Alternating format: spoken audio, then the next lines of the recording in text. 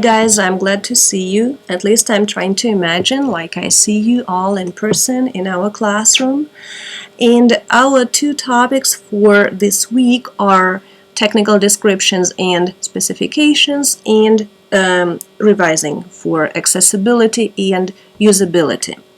So I guess you noticed that a lot of things are familiar to you in these chapters, and I'm not going to talk much, but to highlight several things that I find most important.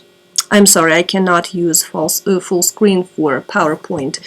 The first thing is about research. I guess you noticed when you went through these points, these steps, basically these are not steps, but points. I guess you noticed that in most cases we relate them to invention. And invention is about drafting. When you have writer's block, you have no idea what you will be writing about. You go to these steps, to these, so to say, tools, and they will help you to, that being said, hit the length requirement. Use your senses, use description, use context, my favorite thing. And what I like about this idea is that invention does not relate only to drafting, but to research as well. Because before you research something, you need to determine what you will be researching and to make a plan before you go to the library, before you open the internet, and before you decide what empirical research you need to conduct. And this is very interesting because, again, it talks about our organization, how organization is important to come up with a quality writing product in the end. And the next thing, I guess you noticed, the key word for this chapter is partitioning. And I find this pretty tricky because you need to distinguish between major parts and minor parts before you start drafting. And also you need to distinguish between these things and how much they relate to your subject. So again, it is about organization. At first, before you start drafting your description, you need to come up with a very good carcass of your paper, of your project. Maybe as you will be drafting based on the carcass, on the plan that you invented, you will find that this partitioning does not work well to your final goal, and you will have to make changes. But the first thing is to have this scheme in front of your before your eyes as you will be writing. And one more thing I want to highlight here about plain simple style is, again, one of the things that I already mentioned in class is consistency in terminology.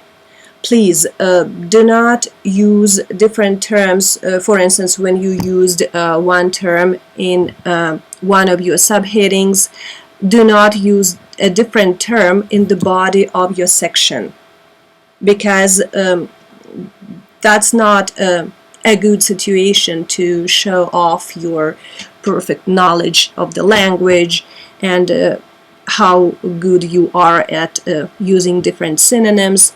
But I don't have a slide for definitions here, but I do have a task for you to write technical definitions.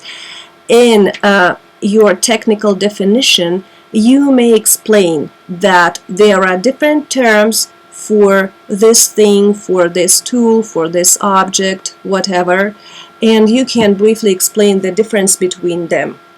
That's where you can show that this term is not the only one that can be used. And talking about style, we segue into the topic of revision. And again, here you know a lot, I'm sure. So what I want to dwell upon is this thing. Ideally, yeah, you have to go through all these steps when you revise, but if you are running out of time, the first thing that you need to do, it is not proofreading, this is my opinion, it is your format. Please make sure that your format is consistent. Make sure that it looks nice. In order not to reinvent the wheel, I recommend that you just go to Purdue OWL MLA style guide and see how they format headings, subheadings, lists, and all these things that we see when we just open a document. And after, you make sure that you do not use italics where it should not be used. After, you make sure that your subheadings look good in your document. You can do proofreading, and again, consistency in terminology is very important here too. Just make sure that you observe this rule. And basically, this can be left for the future. And the last thing I want to talk about is, where is it? Jargon and slang. Again, the difference between an educated person and not a very educated person is knowledge about the relations between slang and everyday language.